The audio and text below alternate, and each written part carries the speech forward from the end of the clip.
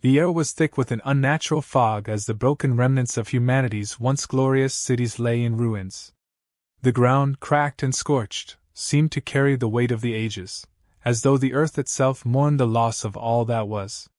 Every corner of the deserted metropolis whispered tales of destruction, and the eerie silence was only broken by the occasional creak of collapsing buildings, as if the world was slowly expiring in its final moments. A single figure moved through the abandoned streets, footsteps muffled by the dust and debris. Her name was Seraphina, an ex-soldier who had once been part of humanity's last stand. Her eyes, dark and haunted, scanned every shadow, every flicker of movement with the vigilance of a creature that had long since learned to trust nothing but her instincts. Seraphina's uniform was tattered and blood-stained, though she hadn't seen battle in years. The scar across her left cheek, a relic from the war her planet lost, had become as much a part of her as the pain buried deep inside her chest. The guilt. The loss. The things she couldn't leave behind. Her fingers tightened around the hilt of her knife, the only weapon she trusted. As she passed the remains of a shattered skyscraper, something moved in the corner of her vision. A flicker. A shadow. Her breath hitched. This wasn't the first time she had felt it. Something watching her, something stalking her through the ruins. She wasn't alone. For years, it had been the same. The attacks were never immediate, but the feeling of being hunted was constant. The threat, she knew, was out there. In the midst of the chaos, humanity had turned on itself, but something far worse than human malice had emerged from the depths of the universe. An ancient force that had arrived on the shattered planet, wiping out humanity's strongest, leaving only scattered survivors in its wake. Eldritch beings, their appearance a terrifying distortion of reality itself. Monsters whose very presence seemed to warp space and time. The first attack had been a nightmare, creatures too horrific to describe, whose very gaze brought madness. She had survived the initial wave, but most hadn't. Her comrades had fallen one by one. The screams echoed in her mind, and she could still hear them now. A sound broke through the stillness, a low, guttural growl, like a beast in the distance. It was closer now. Seraphina's hand went to her sidearm, a relic from the war, but she knew it wouldn't do much good. The weapons humanity had once trusted had become little more than paper against the new horrors. But it was all she had. She crouched behind a ruined pillar, her breathing shallow as she listened. Every muscle in her body was coiled, ready for whatever was coming. The growl came again, louder this time. It was close. Too close. She cursed under her breath. She had to move. Staying in one spot was a death sentence. Seraphina rose, darting toward a side street, her boots crunching against the broken asphalt. Her eyes scanned the surroundings. There had to be something. A safe house. A hidden spot. Anything. Then she saw it, a flicker of movement in an alleyway, just ahead. A figure. It wasn't one of the beasts. She could tell. This was human. Or so it seemed. Without thinking, Seraphina moved toward the alley, her body tense with every step. Her heart raced, her thoughts a chaotic jumble. She hadn't seen another human in months, not since the last group of survivors had been swallowed whole by the creatures. Was this another lost soul? Another survivor, or was it a trap? She rounded the corner, weapon drawn, only to freeze in place. The figure was a woman, standing with her back to Seraphina, seemingly staring into the ruins of the city. She wore a long, black cloak that billowed slightly in the wind. Her hair, dark and wild, hung loosely around her shoulders. She looked otherworldly. And then the woman spoke, her voice calm but carrying an edge of something ancient, something unshakable. "You're not the first to come looking." Seraphina's grip on her weapon tightened, but she didn't move. "Who are you?" she demanded, her voice shaking with both caution and curiosity.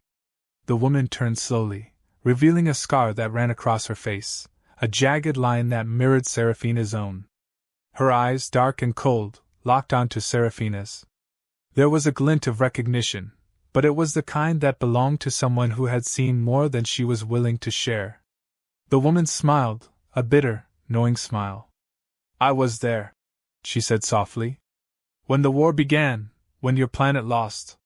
Seraphina's heart skipped a beat. The war? The war her people had fought? The war they had lost? What was this woman talking about? I don't understand, Seraphina whispered, her voice trembling. The woman took a step closer, and Seraphina instinctively stepped back, the scar on her face tingling, as though the words the woman spoke were alive. The war you lost, the woman repeated, voice tinged with both sorrow and something darker. Your planet's fate was sealed long before you raised your weapons. You were just a small part of something much, much bigger. She paused, her eyes narrowing. But you'll find out soon enough. You're not the only one left. And you're not alone. Seraphina's heart raced, her mind spinning. She had heard whispers. Rumors. That there were survivors who had seen the truth, who had gone beyond the cities, beyond the shelters. But she had never believed it. She thought they were just stories, the last remnants of hope in a dying world. But this woman seemed to know more. Suddenly, the growl came again, closer now. Seraphina's eyes widened. The beasts had found them. Run, the woman said, her voice now sharp with urgency. It's time. Seraphina hesitated, her body frozen with a mix of fear and confusion. But when the first horrifying screech echoed down the street, she knew there was no time for answers. Only survival. With a final glance at the woman, Seraphina turned and sprinted, the sound of the growls closing in behind her. The war might be over, but the fight for humanity's survival was far from finished. Seraphina's breath came in ragged gasps as she sprinted through the ruins, her boots pounding against the cracked, uneven streets. The growls of the creatures behind her were growing louder, more distinct, echoing in the narrow alleys that twisted like veins through the dying city. Each turn, each shadowed corner seemed to conceal something more monstrous than the last. The fog, thick and suffocating, hung in the air like a living thing, crawling up her skin and into her lungs. She didn't look back. There was no time. No room for hesitation. The woman, whoever she was, had told her to run, and Seraphina trusted her words. That primal instinct to survive, honed over years of warfare and loss, burned fiercely within her. But there was something gnawing at her, something that wouldn't let go. What was she running from? The woman's cryptic words rang in her ears, haunting her in the midst of her flight. Asterisk. You're not the only one left. Asterisk, what did that mean? How could there be others? And why had the woman shown her the scar? What was she trying to say? Was this a trap? But she didn't have time to think, not when she felt the ground vibrate beneath her feet. Seraphina ducked behind a collapsed building, her back pressing into the cold, jagged stone. She tried to steady her breathing, tried to quiet the thundering in her chest. The growls were closer now, their deep, guttural sounds reverberating through her bones. She could feel the presence of the creatures closing in, their unnatural movements like whispers in the fog. The moment the air shifted, before she could react, two figures emerged from the mist, hunched and sleek like creatures designed for hunting. The creatures were monstrous, with elongated limbs and jagged spines that arched down their backs like cruel implements of war. Their eyes glowed in eerie green, radiating a faint, malevolent energy as they sniffed the air. She could see the hunger in their eyes, the primal thirst for blood. They were here for her. Seraphina swallowed hard, fingers tightening on the handle of her knife. There was no way she could fight them both. Not like this. Not with her resources spread thin after months of scavenging. Her options were limited to escape or death. She glanced around quickly, searching for an exit, some way to break free. The alley was a dead end. The creatures were closing in from both sides now. She could feel their presence, feel the vibrations of their movements, but they hadn't found her yet. They were toying with her, circling, waiting for her to make a move. They knew exactly how to break her, how to catch her in the perfect moment of weakness. The sound of another set of footsteps broke her focus. But this wasn't the shuffling of monsters, it was the purposeful, heavy tread of human feet. Someone was coming, someone close. Her heart skipped a beat. Could it be the woman from earlier? Had she come to help? Or was it another trap? Seraphina didn't hesitate. She pushed herself off the ground and darted toward the source of the sound, moving quickly but quietly, her eyes scanning the street for any sign of movement. She had to move before the creatures heard her, before they had the chance to turn their attention back to her. She needed answers, and right now, the only thing that mattered was finding the woman. Her senses heightened as the fog began to swirl around her, blurring her vision. She could see the faint outline of a figure, but the shadows made it hard to determine who it was. She called out, "Hey! Over here!" The figure froze, then began moving toward her at a quick pace. Seraphina's breath caught in her throat. There was something eerily familiar about the way this person walked, like a shadow creeping just out of reach. And then, from the depths of the fog, the figure stepped forward into the dim light. It wasn't the woman from before. This was someone different. A man.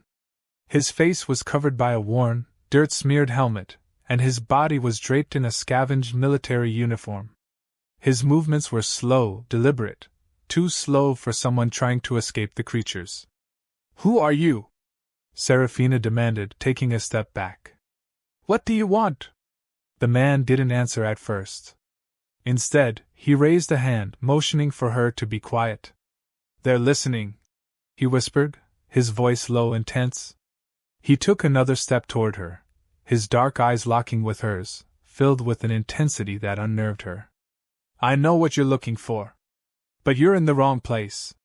Seraphina's instincts screamed at her to run, to leave before this man could deceive her, but something about him felt real. There was a worn authenticity about his presence, as though he had been here longer than she had, seen things she could never imagine. "We have to move," he said urgently. "They're not far. I know a place." Seraphina hesitated. Trust was a currency she could hardly afford anymore. Everyone had their own agenda, their own survival to tend to. But there was a desperation in the man's eyes, something that mirrored her own. "Where?" she asked, her voice tinged with suspicion but desperation. The man glanced back into the shadows, then offered a half-hearted smile. "Follow me." Without a second thought, Seraphina followed him, her hands still on the knife, eyes scanning the shadows for any sign of movement.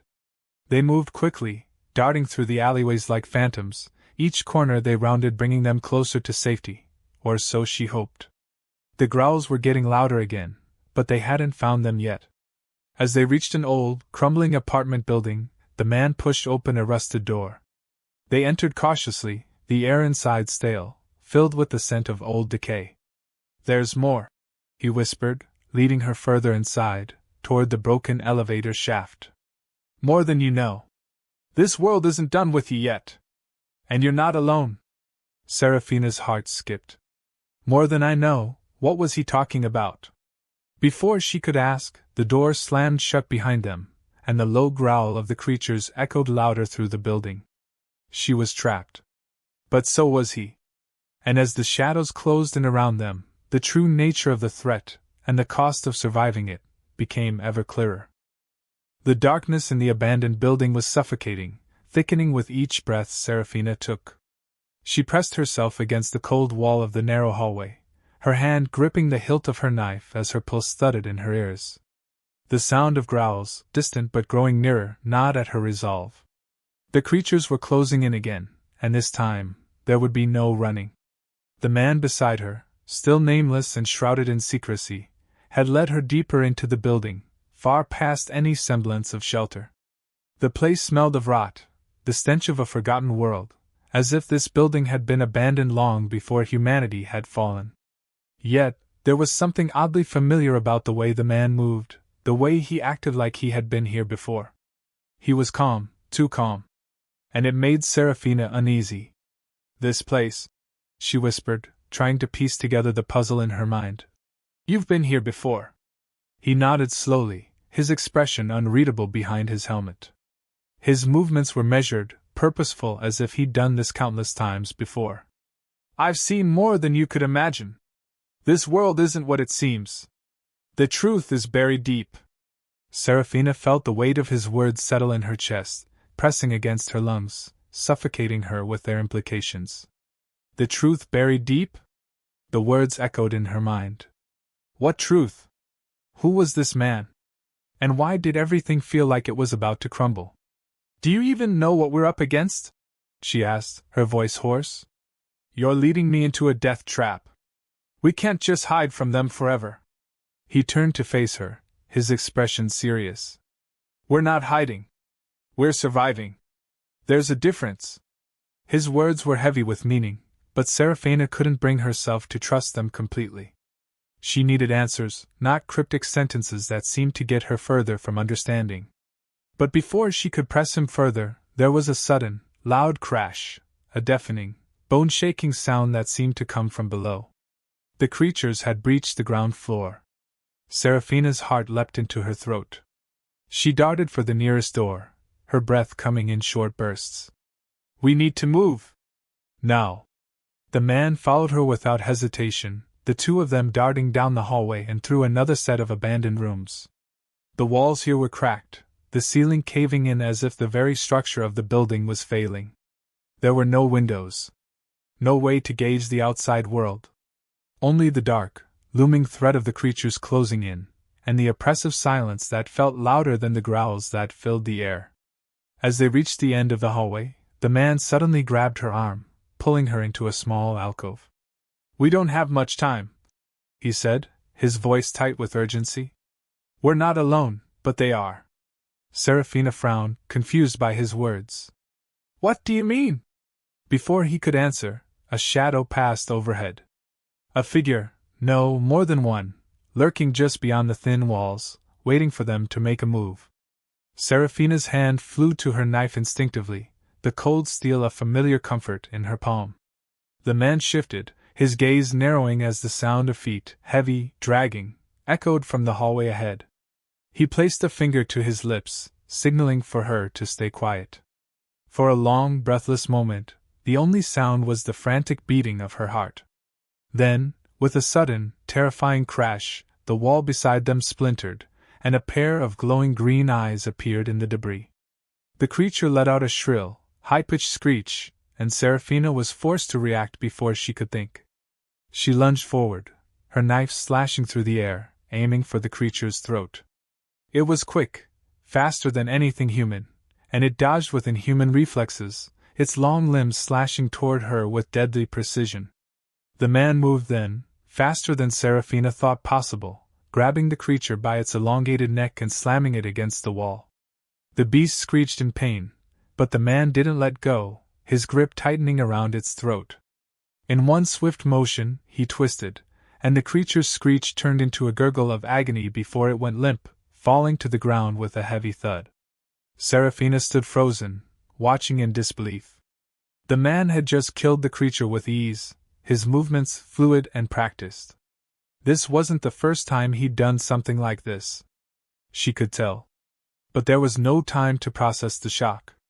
Another creature appeared at the end of the hallway, its form distorted, its body twisting in unnatural angles as it moved toward them. This one was larger, far larger. Its eyes burned brighter, and its movements were predatory. The man turned to Seraphina, his face now hard with a steely resolve. Move! He barked, grabbing her wrist and pulling her toward the nearest door. We don't have the luxury of playing hero. We need to get out of here. She didn't argue. There was no time to argue. Her mind raced, her thoughts churning as they sprinted down another corridor, the sound of the creature's growl closing in behind them. She could feel it, a presence. The air seemed to thicken with malevolent energy, a weight pressing against her chest as they reached the building's rear exit. The man swung open the heavy metal door, and they stumbled outside into the ruined streets. The fog was thick, almost suffocating, but they didn't stop. They couldn't. What's happening? Seraphina finally demanded, her voice raw with emotion. Who are you?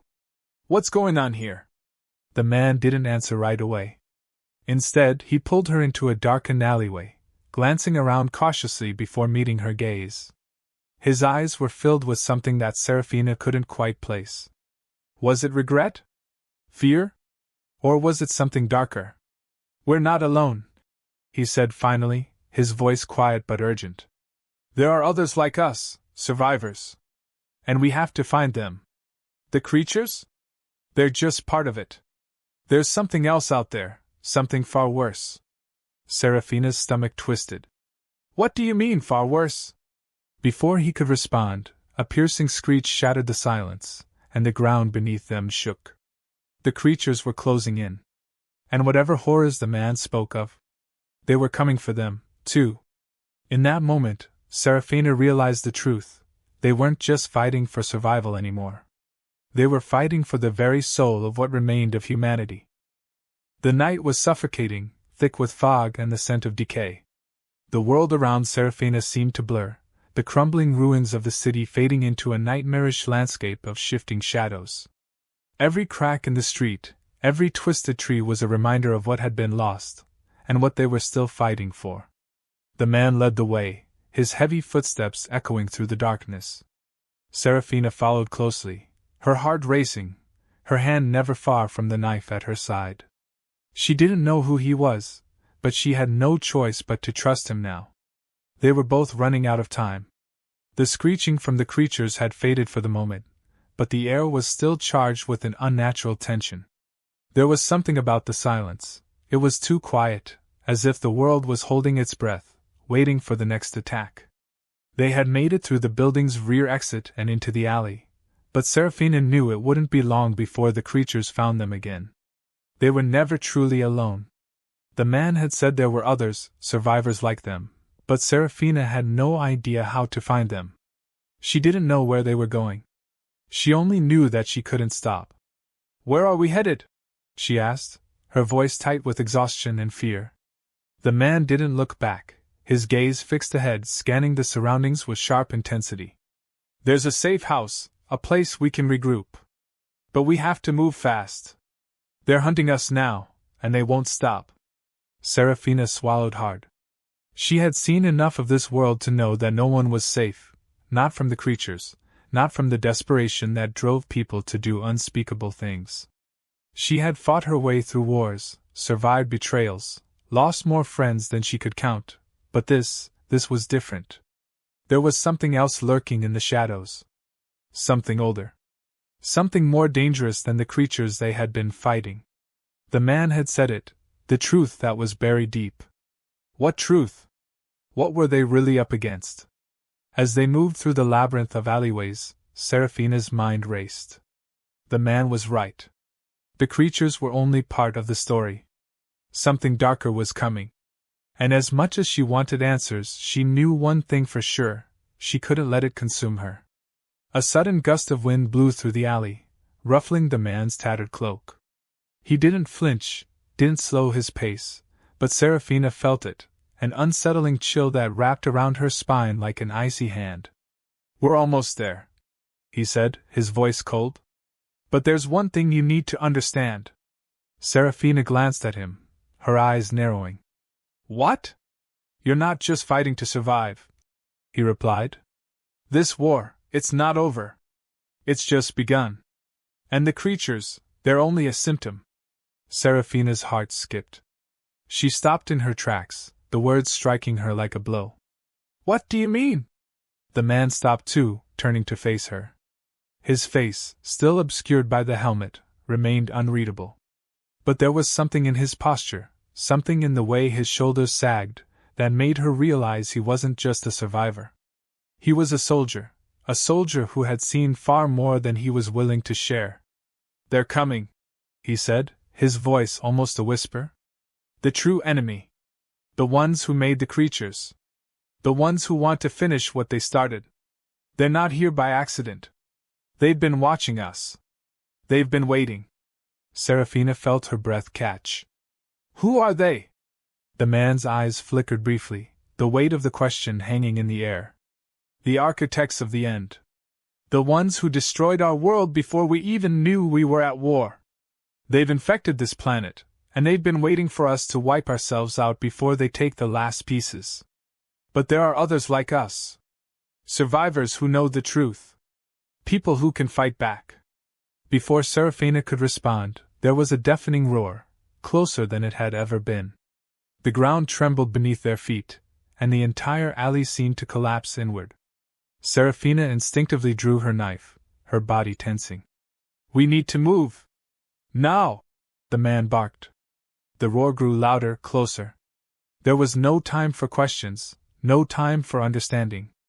Only survival. They sprinted through the alley, adrenaline surging as the sound of monstrous footsteps grew ever louder. Seraphina's heart pounded in her chest, and the weight of the man's words pressed down on her with each step. The creatures were closing in, and there was no escape. Not unless they reached the safe house. But as they turned the corner, a massive form loomed ahead of them, larger than any of the creatures they had encountered so far. It was a hulking beast, its limbs twisted in unnatural angles, its glowing eyes piercing through the fog. Its skin shimmered with an otherworldly sheen, and its mouth opened wide, revealing rows of jagged teeth that seemed to gleam in the dim light. The creature screeched, its claws outstretched, and Seraphina instinctively stepped back. The man didn't hesitate. He lunged forward, tackling the creature to the ground, his body moving with a speed and ferocity that left Seraphina breathless. He fought with an intensity she hadn't seen in years, fighting not just to survive, but to protect something deeper. The creature fought back, its massive arms swinging violently, but the man held on, his grip relentless. Seraphina took a step forward, watching as the two struggled. Her heart raced, but there was something in her chest, something burning, something unyielding, that told her she couldn't stand by. She wasn't just a bystander in this war anymore. She was a part of it. She ran forward, her knife poised, and without thinking, she drove it into the creature's exposed side. The creature howled, and the man took advantage of the opening, twisting its neck with a sickening crack. For a moment, everything was still. The creature's body went limp, and Seraphina stood panting, staring at the lifeless body before her. The man slowly got to his feet, his breath labored, his face obscured by the helmet but still holding a quiet intensity. Seraphina met his gaze, her heart still racing. "What now?" The man looked around, then nodded in the direction of a darkened building ahead. "Now we fight back." They weren't alone. They never had been. And the war, whatever it was, had only just begun. As they moved toward the shadows, Seraphina knew that the fight wasn't just for survival anymore. It was for the future of humanity, for something far bigger than anything she had ever imagined. And as they stepped into the darkness, she realized, the world hadn't ended yet. It was just beginning.